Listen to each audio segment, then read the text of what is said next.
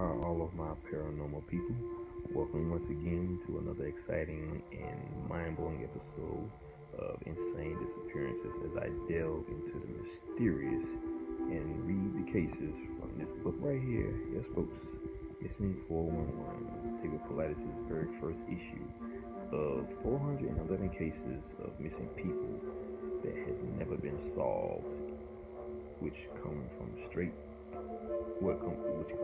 from our national parks and national forests and urban areas. Let's get started, shall we? I am your host, Emmett. This story that I want to read to you today, this case, I don't know why I keep going on stories. This case I want to read to you is about a young man named John Gunn. He went missing on July 28th, 1967 at Camp 4 in Yosemite National Park in California.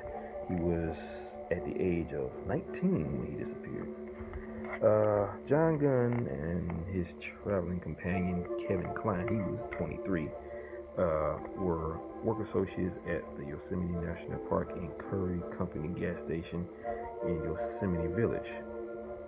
They started at 11:30 a.m. and were going to hike from Camp 4 to Upper Yosemite Falls and Eagle Peak. The pair did not return from their trip, and an extensive search ensued. According to an article in the Modesto Bee, searchers found Kevin's car at Camp 4 and his motorcycle at an old entry point of a stagecoach road. The rangers theorized that the pair were going to ride the motorcycle back to the valley via another route. SAR teams questioned backcountry packers and searched by air and horseback, but found nothing of the pair. 5 weeks after they disappeared, hikers found the submerged body of John Gunn in a deep pool in Yosemite Creek, upstream from Lower Yosemite Falls. According to what Butch Farabee documented on page 384 of his book, Death in Yosemite Off the Wall, he had drowned and he somehow had sustained a broken neck. Kevin was never found. No death certificate was ever issued, and he is still presumed to be a missing person.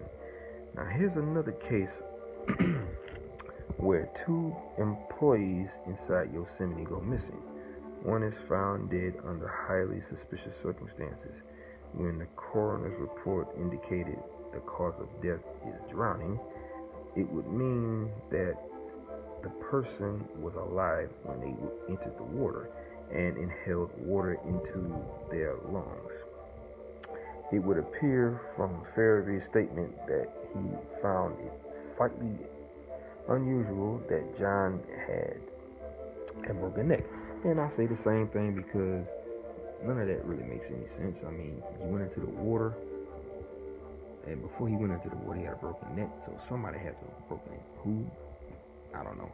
And the fact that they were supposed to have been going to Yosemite Falls and Eagle Peak, at some point at that where they ended up at, they just vanished into thin air. Or at least Kevin did. The other one, he ended up dead in a deep creek somewhere.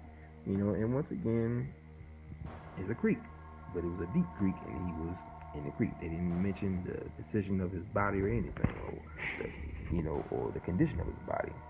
But who knows? But that's all I got on this story at this point. I will, of course, be reading more of the cases from this book, and I will make sure that everybody gets a chance to listen to what I've got to say about these cases, and I will voice my theories on what's really going on in these cases. So, always imparting, aloha, mahalo, and ahuiho, which means to meet again. Anyways, guys, be blessed.